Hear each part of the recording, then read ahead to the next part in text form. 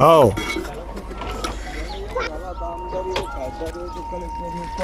काही घेणं नाही मला त्यांचं.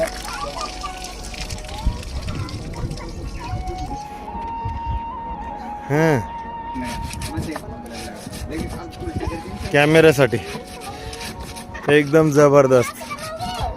आज आम्ही कांचनवाडीच्या डोंगरावर आमचे मित्र स्पोर्ट्समॅन, मी इकडे दीपक ठाकूर. आणि बघा जी हिरवळ असते डोंगरावर ती गायब झाली बरं का. आणि हा डोंगर आता गुलाबी झाला आहे. आणि हे कोणतं झाड आहे माहीत नाही, पण त्याचा रंग बदलतो आणि